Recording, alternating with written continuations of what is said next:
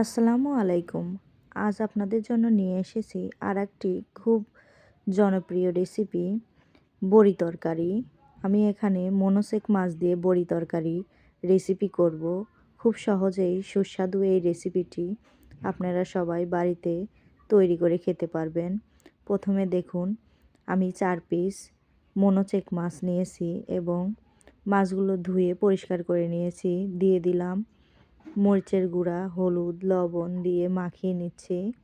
দেখুন, মাছটি ভাজার জন্য আমি মাখিয়ে নিচ্ছি মশলাগুলো দিয়ে।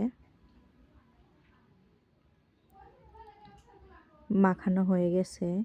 এখন আমি একটা চুলায় প্যান বসিয়ে দিয়ে দিব পরিমাণ মতো তেল। দেখুন, আমি এখন প্যানটি বসিয়ে দিলাম। এখন আমি পরিমাণ মতো তেলটা দিয়ে দিব। তেলটা দিয়ে দিলাম। এখন দিয়ে দিব মাছ। তেলটা জাস্ট একটু গরম করে নেবেন।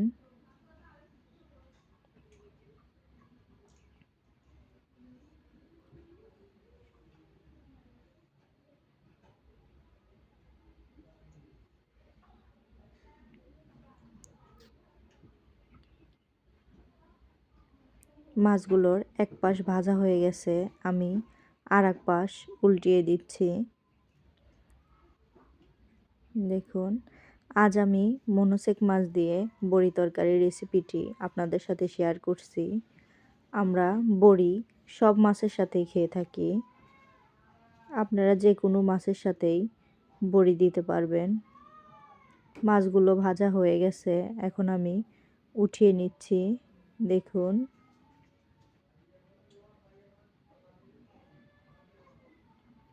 এখন আমি বড়িগুলো তেলে ভেজে নিব।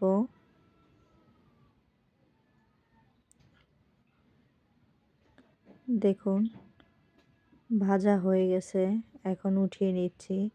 এখন ওই তেলেই দিয়ে দিব কাঁচামরিচ এবং পেঁয়াজ কুচি। দেখুন, কাঁচামরিচ এবং পেঁয়াজ কুচিটা দিয়ে একটু নাড়া দিয়ে দিব।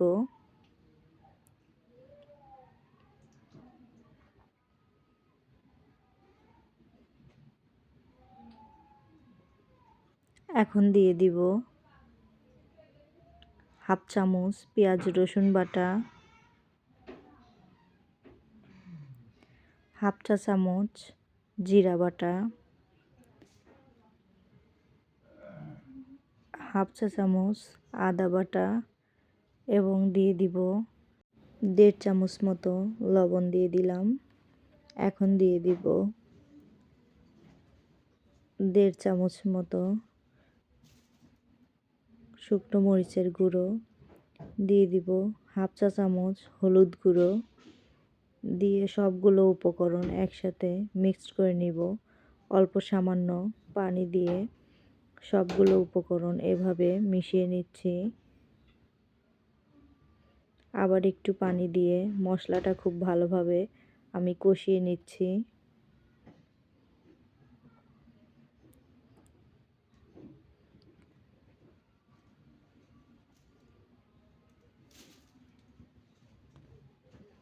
দেখুন, প্রায় কষানো হয়ে এসেছে।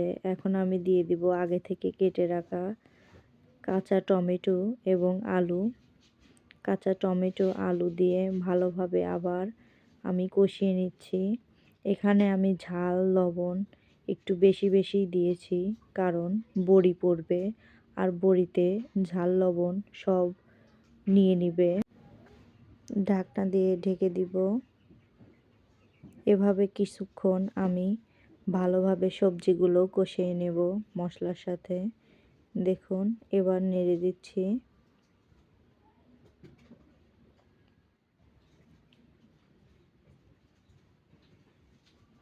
শীতকালে তো বড়ি সবার ঘরেই থাকে এবং সবাই বড়ি দেয়। খুব সহজে বড়ি তরকারি এভাবে তৈরি করে খাবেন, খুবই সুস্বাদু। বড়ি দিয়ে অনেক রকমের রেসিপি করা যায়, তবে এই সহজ রেসিপিটি আমি আপনাদের সাথে শেয়ার করলাম। দেখুন, আমার প্রায় কষানো হয়ে এসেছে। এখন আমি দিয়ে দিব পরিমাণ মতো পানি। পানিটা আমি একটু বেশিই দেব ঝোলের থেকেও, যেহেতু বড়িটা পড়বে এবং বড়িটার ভিতরে পানি ঢুকে সিদ্ধ হবে, তাই পানিটা চুষে নিবে। আমি একটু বেশি পরিমাণেই পানি দিয়ে দিলাম এবং ঢাকনা দিয়ে ঢেকে দিলাম।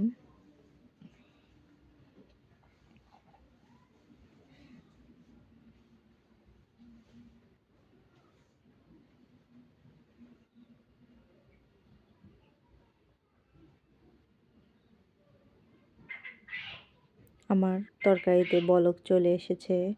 এবার দেখুন এমন হয়েছে তরকারিটা। এবার বড়িগুলো আমি এখন দিয়ে দিচ্ছি এক এক করে। দেখুন বড়িগুলো এভাবে বলক আসার সময়ই দিব, কারণ আমার এই বড়িগুলো 2 রোদে শুকানো। দেখুন আমি বড়িগুলো দিয়ে এবার মাছগুলোও দিয়ে দিচ্ছি। এবার আবার আমি ঢাকনা দিয়ে ঢেকে দিব।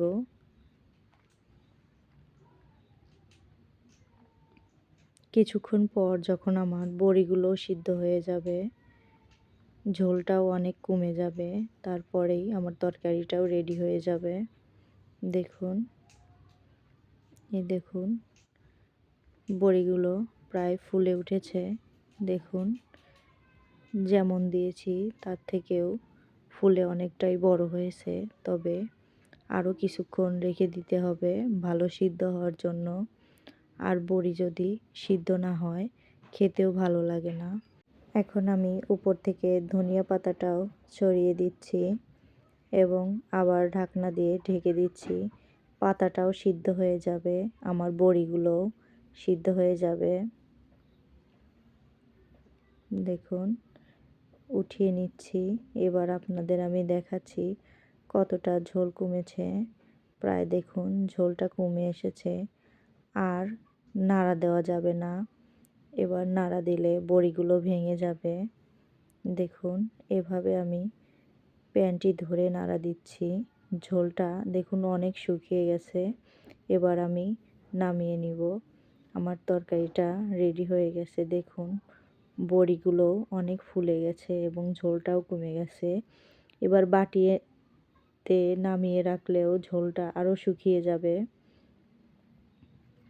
আমার তরকারিটি রেডি হয়ে গেছে। যদি রেসিপিটি ভালো লাগে অবশ্যই কমেন্ট করে জানাবেন।